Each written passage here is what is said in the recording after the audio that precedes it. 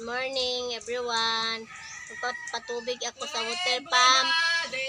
Magpapatubig ako guys sa sa lalagyan namin sa drum. Hindi na kami magagamit dito guys. So yung foot valve guys. Ginagawa ng mister ko ng paraan na hindi na magamit dito kasi palagi kami nagkakati para tumaas yung tubig doon.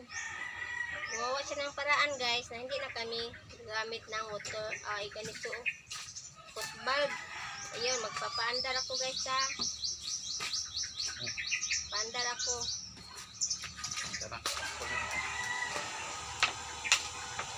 Ayun.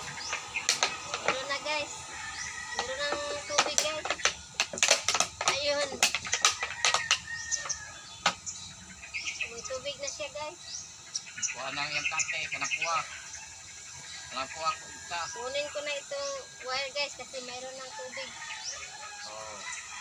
Mayroon ng tubig siya na tumataas na yung tubig dito guys. So, kanto. Okay na siya guys. Oh. Malakas guys, malakas yung tubig at saka malinaw pa guys. Hindi na ako magproblema magkakati pa kasi ginagawa ng paraan ng mister ko na wala ng foot valve. Ayan siya guys. Malakas guys, malakas yung under. Ayun.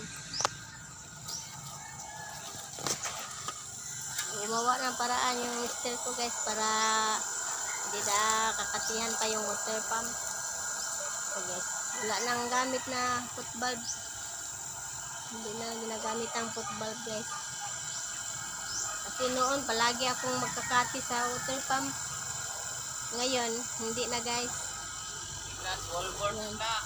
12 volts na water pump yan guys.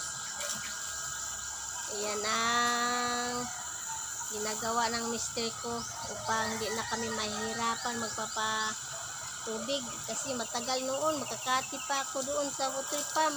Pag nagamit ako doon sa foot valve, ngayon wala na siyang foot valve guys.